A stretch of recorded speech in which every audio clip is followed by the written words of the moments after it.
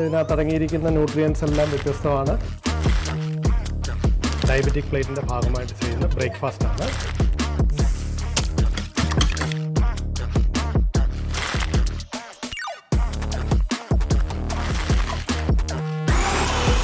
Detox tonic ready ആയി കഴിഞ്ഞു.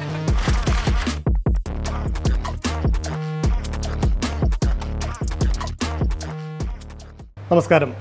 എല്ലാ മാന്യ പ്രേക്ഷകർക്കും MVTVയും ഹാർവസ്റ്റ് കാറ്ററിംഗും സംയുക്തമായിട്ട് ചെയ്യുന്ന ഡയറ്റ് പ്ലേറ്റ് എന്ന പ്രോഗ്രാമിലേക്ക് സ്വാഗതം. ഇപ്പോൾ ഇന്ന് നമ്മൾ ചെയ്യുന്നത് നമ്മളൊരു ലഞ്ചാണ്. അപ്പോൾ പ്രമേഹ രോഗികൾക്ക് വേണ്ടിയിട്ട് സമ്പൂർണ്ണ ആഹാരം നമുക്ക് ചോറൊന്നും പൂർണ്ണമായിട്ട് കഴിക്കാൻ പറ്റാത്തതുകൊണ്ട് മീനും ചോറൂടെയൊക്കെ ചേർന്നിട്ടുള്ളൊരു മീലാണ് നമ്മൾ ചെയ്യുന്നത്. അപ്പോൾ നമുക്കിന്ന് തയ്യാറാക്കുന്ന ആ മീൻ എങ്ങനെയാണ് തയ്യാറാക്കുന്നതെന്ന് നമുക്ക് നോക്കാം.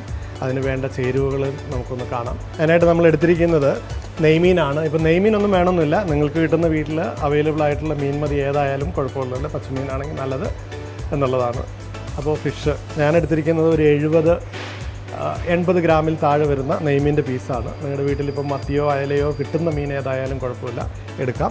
അപ്പോൾ അതിന് മീനിൻ്റെ കൂടെ നമുക്ക് ശകലം വെജിറ്റബിളൊക്കെ എടുത്തിട്ടുണ്ട്. ആ വെജിറ്റബിളൊക്കെ ഒന്ന് പരിചയപ്പെടുത്താം. നമ്മൾ സുക്കിനിയാണ് എടുത്തിരിക്കുന്നത്, അത് ചെറുതായിട്ട് ഞാൻ അരിഞ്ഞു വെച്ചിട്ടുണ്ട്. പിന്നെ ഗാർലിക്ക്, വെളുത്തുള്ളിയുണ്ട്, ടൊമാറ്റോ. ഇത് ഞാനിവിടെ എടുത്തിരിക്കുന്ന ചെറി ടൊമാറ്റോയാണ്. നിങ്ങൾക്ക് ചെറി ടൊമാറ്റോ അവൈലബിൾ അല്ലെങ്കിൽ നോർമൽ തക്കാളി ആയാലും കുഴപ്പമൊന്നുമില്ല. ഇത് ക്യാപ്സിക്കമാണ്. ക്യാപ്സിക്കത്തിൻ്റെ ഒരു 2-3 കളറാണ്. അതിനെ ഞാൻ ചെറുതായിട്ട് കട്ട് ചെയ്ത് ഇവിടെ വെച്ചിരിക്കുന്നതാണ്. ക്യാപ്സിക്കം നിങ്ങൾക്ക് നിങ്ങളുടെ അടുത്ത സമീപ കടകളിലൊക്കെ കിട്ടുന്ന സാധനമാണ്. പിന്നെ അതിലേക്ക് നമുക്ക് വേണ്ടത് അല്പം വിനീഗർ വേണം. അതിന് നാരങ്ങാനീരായാലും കുഴപ്പമില്ല, ഞാൻ വിനീഗർ എടുത്തിരിക്കുന്നു, നിങ്ങൾക്ക് നാരങ്ങാനീര് എടുക്കാം. പിന്നെ ഓയിൽ വേണം. ഓയിൽ ഞാനിവിടെ ഒലിവ് ഓയിൽ എടുത്തു, നിങ്ങൾക്ക് വെർജിൻ കോക്കനട്ട് ഓയിലോ നിങ്ങൾ ഉപയോഗിക്കുന്ന ഏത് ഓയിലായാലും എടുക്കാവുന്നതാണ്. പിന്നെ നമുക്ക് വേണ്ട ശകലം മസാല എന്ന് പറയുന്നത് ഇത് ഇഞ്ചിയും വെളുത്തുള്ളിയും കൂടി മിക്സിയിൽ ഒരു പേസ്റ്റായിട്ട് അരച്ച് വെച്ചിരിക്കുന്നു. കുരുമുളക് പൊടിയുണ്ട്, മുളക് പൊടിയുണ്ട്, ഉപ്പുണ്ട്. ഇത്രയും സാധനമാണ് നമുക്കിതിലേക്ക് വേണ്ടത്. അപ്പോൾ നമുക്കിനി ഇത് എങ്ങനെയാണ് തയ്യാറാക്കുന്നതെന്ന് നോക്കാം അല്ലേ. മീൻ നല്ല രീതിയിൽ കട്ട് ചെയ്തു വൃത്തിയാക്കി എടുത്തൊരു മീനാണ്. ആ മീൻ നമ്മളൊരു പാത്രത്തിലോട്ട് വെച്ചു. മാരിനേഷന് വേണ്ടിയിട്ട് നമ്മൾ ചേർക്കുന്നത് നാരങ്ങാനീര് അല്ലെങ്കിൽ വിനിഗർ. അപ്പോൾ ഞാനിവിടെ ഉപയോഗിക്കുന്നത് വിനിഗറാണ്, നല്ല വിനിഗറാണിത്. നിങ്ങൾക്ക് അവൈലബിൾ ആയിട്ടുള്ള വിനിഗർ ആയാലും കുഴപ്പമില്ല. അതിനുശേഷം നമ്മൾ ചേർക്കുന്നത് ഉപ്പാണ്. ഇപ്പം നമ്മൾ ഈ ടോട്ടൽ മീൻ ആവശ്യമായിട്ടുള്ളത്, ഉപ്പ് അറിയാമല്ലോ എല്ലാവർക്കും, ഊർജ്ജത്തിൻ്റെ ഉറവിടമാണ്. Sodium chloride is A source of energy. അപ്പോൾ ഉപ്പ് ആവശ്യത്തിന് ചേർത്താൽ മതി. ഉപ്പും നാരങ്ങാനീരും നമ്മൾ അല്ലെങ്കിൽ വിനിഗറും ചേർത്ത് നമ്മൾ സോഡിയം ക്ലോറൈഡും സിട്രിക് ആസിഡും ആദ്യമേ ഒന്ന് മാരിനേറ്റ് ചെയ്ത് കുറച്ച് നേരം വെക്കാൻ നിങ്ങൾക്ക് സാധിച്ചാൽ നല്ലതാണ്. അപ്പോൾ എന്താ വരുന്നതെന്ന് വെച്ച് കഴിഞ്ഞാൽ നമ്മുടെ മീനിൻ്റെ ഫ്ലഷിലേക്ക് ഇത് പിടിക്കുകയും ചെയ്യും. ഇതിൻ്റെ ഫൈബർ ടെൻഡൻസി കുറച്ച് ഫിഷിൻ്റെ ഫ്ലഷ് ടെൻഡറാണ് എങ്കിൽ കൂടി ഒന്നുകൂടി ടെൻഡറാക്കി നമുക്ക് തരും. അടുത്തായിട്ട് നമ്മൾ ചേർക്കുന്നത് കുറച്ച് ജിഞ്ചർ ഗാർലിക് പേസ്റ്റാണ്. മുളക് പൊടി നിങ്ങളുടെ ആവശ്യത്തിന്, നിങ്ങളുടെ എരിവിനനുസരിച്ച് ചേർക്കാം. ശകലം കുരുമുളക് പൊടിയും ചേർക്കുക. കുരുമുളക് പൊടി എരിവൊക്കെ നിങ്ങളുടെ ആവശ്യത്തിന് ചേർക്കാം. പിന്നെ ഒരു ശകലം ഒലിവ് ഓയിൽ, അല്ലെങ്കിൽ നിങ്ങൾ ഏതാണോ എടുക്കുന്ന എണ്ണ, ഇപ്പോൾ വെളിച്ചെണ്ണയൊക്കെ ആണെങ്കിൽ കുഴപ്പമില്ല, വെളിച്ചെണ്ണ ഒന്ന് മിക്സ് ചെയ്യാം, അല്ലെങ്കിൽ ഒലിവ് ഓയിൽ. ഇപ്പോൾ ഞാനിവിടെ ഒലിവ് ഓയിലാണ്. ശരിക്ക് ഒന്ന് മാരിനേറ്റ് ചെയ്ത് നിങ്ങൾ ഉച്ചയ്ക്ക് കഴിക്കാനാണെന്നുണ്ടെങ്കിൽ 1 മണിക്കൂറോ 2 മണിക്കൂർ നേരമൊക്കെ മാരിനേറ്റ് ചെയ്ത് കവർ ചെയ്ത് പുറത്ത് വെച്ച് കഴിഞ്ഞാൽ കുഴപ്പമൊന്നുമില്ല, ഉപ്പും ഒക്കെ നല്ലപോലെ പിടിച്ചോളും. സാധാരണ വീട്ടിലെ മീൻ വറക്കുന്ന പോലെയുള്ള കാര്യമാണ്.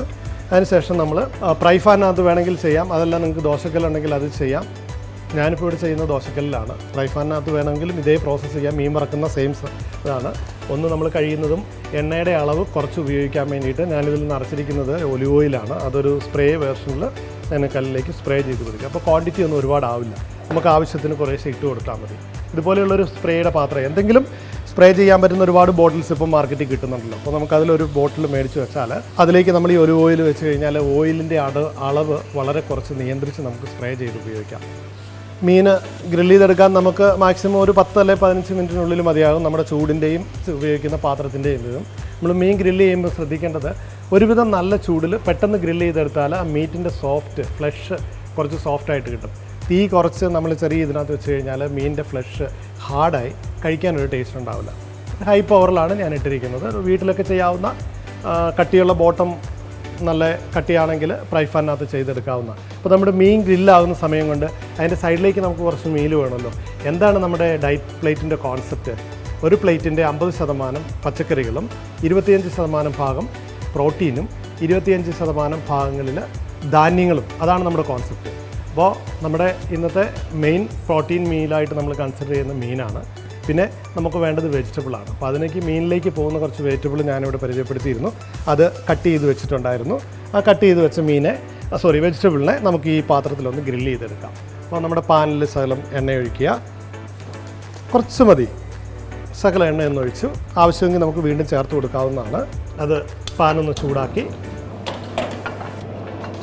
നമുക്ക് എണ്ണ കുറവെന്ന് തോന്നുവാണെങ്കിൽ നിങ്ങൾക്ക് കൂടുതൽ കൊടുക്കാം. അത് എണ്ണയുടെ സ്ഥാനത്ത് നിങ്ങൾക്ക് വേണമെങ്കിൽ ബട്ടർ വേണം ഉപയോഗിച്ചാൽ അത്രയും നല്ലത്. സോൾട്ട് ഇല്ലാത്ത, ഉപ്പില്ലാത്ത ബട്ടറാണെങ്കിൽ വളരെ നന്നായിരിക്കും. അതിലേക്ക് ആദ്യം നമ്മൾ കുറച്ച് വെളുത്തുള്ളി ഇഷ്ടമാണെങ്കിൽ അതൊക്കെ ഓപ്ഷണലാണ് കേട്ടോ, നിങ്ങൾക്ക് ഇഷ്ടമുണ്ടെങ്കിൽ മാത്രം. കാരണം വെളുത്തുള്ളിയുടെ ഔഷധ ഗുണം ഞാൻ പറയാതെ തന്നെ നിങ്ങൾക്ക് ഓരോരുത്തർക്കും അറിയാവുന്നതാണ്.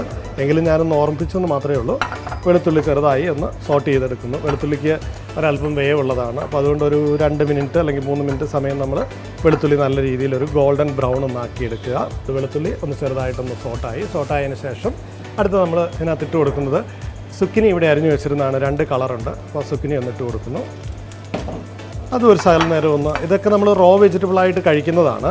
അപ്പോൾ അത് ചെറുതായിട്ട് വേണമെങ്കിൽ ഒന്ന് സോട്ട് ചെയ്തെടുത്ത് കഴിഞ്ഞാൽ അടുത്തത് അതിലേക്ക് ഈ പച്ചക്കറിയുടെ എല്ലാം പ്രത്യേകത ഒരുപാട് നമ്മൾ കറി ഉണ്ടാക്കുന്ന പോലെ അല്ലെങ്കിൽ തോരൻ ഉണ്ടാക്കുന്ന പോലെ മെഴുക്ക് പുരട്ടി ഉണ്ടാക്കുന്ന പോലെ ഒന്നും വേണ്ട. ജസ്റ്റ് ഒന്ന് ബ്ലാൻഡ് ചെയ്തെടുത്താൽ മതി. ഒരുപാട് ഇതായി കഴിഞ്ഞാൽ പിന്നെ നമ്മളത് കഴിക്കുന്ന ആ ഒരു ഗുണം നമുക്ക് കിട്ടില്ല. ഇനി അടുത്തത് നമ്മൾ അതിലേക്ക് ആഡ് ചെയ്യുന്നത്, നിങ്ങൾക്കിനി വേവ് ഇഷ്ടമാണ് അല്ലെങ്കിൽ നിങ്ങൾക്കത് വെന്തില്ലെങ്കിൽ കഴിക്കാനൊരു തൃപ്തി ഇല്ല എന്നുണ്ടെങ്കിൽ നിങ്ങളുടെ ആവശ്യാനുസരണം വേവിക്കാവുന്നതാണ്. അപ്പോൾ നമ്മൾ എടുത്തിരിക്കുന്നതുണ്ടോ, വെജിറ്റബിൾ വളരെ ക്വാണ്ടിറ്റി കൂട്ടി എടുത്തിരിക്കുന്നത്. വെജിറ്റബിൾ ക്വാണ്ടിറ്റി കൂട്ടി എടുക്കുമ്പോൾ നമുക്ക് വയറ് നിറയും. പകരം നമ്മൾ ചോറ് അത്രയും കഴിക്കണ്ട. ഇത് ഒന്ന് പച്ചയും അല്ല വെന്തതുമല്ല, ഇൻ ബിറ്റ്വീൻ ഉള്ളൊരു വേവാണ് വേണ്ടത്. ഒരു 50% കുക്കിംഗ് മതി. വളരെ ചെറിയ രീതിയിൽ നമ്മളിതെല്ലാം റോ വെജിറ്റബിളായിട്ട് കഴിക്കുന്നതാണ്. അപ്പോൾ വെജിറ്റബിൾ ഏകദേശം റെഡി ആയിട്ടുണ്ട്. ഇത്രയും സമയം മതി. ഒരുപാട് സമയമൊന്നും നമ്മളത് കുക്ക് ചെയ്യണമെന്നില്ല. നമ്മൾ റെഡിയാക്കിക്കൊണ്ടിരിക്കുന്നു. മീനൂടെ ഒന്ന് ഗ്രില്ലായി കഴിഞ്ഞ് കഴിഞ്ഞാൽ അതൊരു പ്ലേറ്റിലേക്ക് നമുക്ക് വെക്കാം. അപ്പോൾ നമ്മൾ ഇട്ടിരുന്ന മീൻ കണ്ടോ, അത് വെന്തു. ഇതിനകത്ത് ഒരുപാട് മസാലകളോ അല്ലെങ്കിൽ എരിവ്, പുളി ഇങ്ങനെയൊന്നും അധികമില്ല. കാരണം നമുക്ക് ദഹനത്തിനും ഒക്കെ പറ്റിയ രീതിയിൽ മീൻ നല്ലപോലെ വെന്ത് കിട്ടണം. നല്ല ചൂടുള്ള കല്ലാണെങ്കിൽ തുച്ഛമായ 1 മിനിറ്റ് മതി നമുക്കത് വെന്ത് കിട്ടാനായിട്ട്. ഇതിനകത്ത് ഞാൻ കാണിക്കാത്തൊരു ഇൻഗ്രീഡിയൻസ് ഉണ്ടായിരുന്നു. ഉച്ചയ്ക്കാണ് നമ്മളിത് കഴിക്കുന്നത്. ഉച്ചയ്ക്ക് നമ്മൾ കഴിക്കുമ്പോഴത്തേക്ക് നമുക്ക് 2 പീസ് മീനും ചിലപ്പം വെജിറ്റബിളും വരുമ്പം ഇതാവില്ല. നമുക്ക് അതിൻ്റെ കൂടെ എന്ത് വേണം, കുറച്ച് ചോറ് വേണം. ഞാൻ കുറച്ച് ചോറ് ചെറിയ ബോളിൽ എടുത്ത് വെച്ചിട്ടുണ്ട്. കാരണം ചോറെല്ലാം വീട്ടിൽ നിങ്ങൾ ചെയ്യുന്നതുകൊണ്ട് അത് ഞാൻ കുക്ക് ചെയ്ത് കാണിക്കുന്നില്ല എന്നുള്ളതേ ഉള്ളൂ. ആദ്യം നമ്മളൊരു പ്ലേറ്റ്, ഇതാണ് നമുക്കൊരു ഡയബറ്റിക്കാരന് ഐഡിയൽ വെയിറ്റ്. 1 കപ്പ് ഓഫ് റൈസാണ്. അത് കുത്തരിയാണ്, ബ്രൗൺ റൈസ്. ശരിക്കും ഇപ്പം മാർക്കറ്റിൽ നല്ല പ്രോപ്പർ ബ്രൗൺ റൈസ് കിട്ടുന്നുണ്ട്. ആ ചോറിൻ്റെ പുറത്തുള്ള തവിട്, അതാണ് ബ്രാനാണ് നമുക്ക് ഏറ്റവും കൂടുതൽ വേണ്ടത്. നമുക്ക് വേണ്ട വളരെ ഇമ്പോർട്ടൻ്റ് ആയിട്ടുള്ള റൈസിൽ നിന്ന് കിട്ടുന്ന ഒരു അന്നജം കഴിഞ്ഞാൽ അടുത്ത ഏറ്റവും ഗുണകരമായിട്ട് കിട്ടുന്ന സാധനമാണ് ബ്രാൻ. അത് കളഞ്ഞ റൈസ് കൊള്ളില്ല. എപ്പോഴും നമ്മൾ ഉച്ചയാകുമ്പോഴത്തേക്ക് ഡയബറ്റിക്കാർക്കൊക്കെ ചില ചോറ് കിട്ടിയില്ലെങ്കിൽ പറ്റാതെ വരും. പ്രത്യേകിച്ച് ഒരു മിഡിൽ ഏജുകാരൊക്കെ ആണെങ്കിൽ അവർക്ക് ഇച്ചിരി ചോറൊക്കെ കിട്ടിയില്ലെങ്കിൽ, എന്നെപ്പോലെ ഒരു വയസ്സിനൊക്കെ ആണെങ്കിൽ ചോറ് കിട്ടിയില്ലെങ്കിൽ ഉച്ചയ്ക്ക് അത് നമ്മുടെ മീൽ കംപ്ലീറ്റ് ആയിട്ടൊന്നും തോന്നില്ല. അപ്പോൾ നമുക്ക് ചോറിൻ്റെ കൂടെ 2 പീസ് ഫിഷ് നമ്മൾ ഗ്രില്ല് ചെയ്തതുകൊണ്ട് അത് വെച്ചു. നമ്മുടെ ഒരു ഡയബറ്റിക് പ്ലേറ്റിൻ്റെ അല്ലെങ്കിൽ ഒരു ഡയറ്റ് പ്ലേറ്റിൻ്റെ കോൺസെപ്റ്റ് എന്ന് പറയുന്നത് തന്നെ ഏത് മീൽ എടുത്താലും, നമ്മൾ ബ്രേക്ക്ഫാസ്റ്റ് എടുത്താലും ലഞ്ച് എടുത്താലും ഡിന്നർ എടുത്താലും നമ്മളെപ്പോഴും പ്രത്യേകം ഓർത്തിരിക്കേണ്ട കാര്യം, ഒരു പ്ലേറ്റിൻ്റെ 50% പച്ചക്കറികളും ഫ്രൂട്ട്സ് ആൻഡ് വെജിറ്റബിൾസ് എന്നാണ് പറയുന്നത്. അപ്പോൾ അത് നമ്മൾ വെജിറ്റബിൾ ആണെങ്കിൽ കുഴപ്പമൊന്നുമില്ല. വെജിറ്റബിൾ നമ്മൾ എടുക്കുക 50%. 25% ഭാഗം പ്രോട്ടീൻ എന്ന് പറയുന്നത് നമ്മുടെ ഇപ്പോഴത്തെ ഈ മീലിൽ വെച്ചിരിക്കുന്നത് മീനാണ് പ്രോട്ടീനായിട്ട് ആക്ട് ചെയ്യുന്നത്. പിന്നെ നമുക്ക് വേണ്ടത് കാർബോഹൈഡ്രേറ്റ് ആണ്, അന്നജമാണ്. നമ്മൾ ചോറ് വെച്ചു. നമുക്ക് വയറ് നിറച്ച് ചോറുണ്ടില്ലെങ്കിൽ നമ്മുടെ ഉച്ചയ്ക്കത്തെ ഊണ് തൃപ്തിയാകില്ല. നമുക്ക് വയറ് നിറയണം അല്ലേ. ചെറിയ 2 ഫിഷും കുറച്ച് ചോറും കൊണ്ട് നമുക്ക് ഫില്ലാവില്ല. അപ്പോൾ എന്ത് പറ്റി, ഇതിൻ്റെ കൂടെ നമ്മൾ അക്കോമഡേറ്റ് ചെയ്യുന്ന അടുത്തത് നമ്മളിവിടെ വെച്ചിരിക്കുന്ന വെജിറ്റബിളാണ്. അപ്പോൾ ആ വെജിറ്റബിൾ നമ്മളിതിലേക്ക് കുറച്ച് വെജിറ്റബിൾ ഇട്ടു. അപ്പോൾ ഞാനിവിടെ എടുത്തിരിക്കുന്ന വെജിറ്റബിൾ നിങ്ങൾക്ക് ക്വാണ്ടിറ്റി കൂടുതലാണെന്നുണ്ടെങ്കിൽ നിങ്ങൾക്ക് ആവശ്യമുള്ള ക്വാണ്ടിറ്റി എടുത്താൽ മതി. ഞാനിപ്പോൾ എടുത്ത ക്വാണ്ടിറ്റി ഈ ഒരു പ്ലേറ്റിൽ എനിക്ക് അക്കോമഡേറ്റ് ചെയ്യാനായിട്ട് തികയാത്തത് കൊണ്ട് ഞാനിതിലേക്ക് വെജിറ്റബിൾ ഇട്ടു. വെജിറ്റബിളിൻ്റെ കൂടെ ചെറിയ ടൊമാറ്റോയാണ്. അപ്പോൾ നിങ്ങൾക്ക് ടൊമാറ്റോയുടെ ഭാഗത്ത് വേണമെങ്കിൽ ഈ വെജിറ്റബിളിൻ്റെ കൂടെ ഇടാം, ഇല്ലെങ്കിൽ നമ്മൾ സൈഡിലൊന്ന് വെച്ചു. അപ്പോൾ നമ്മുടെ പ്ലേറ്റ് ഒരു കളർഫുള്ളാണ്.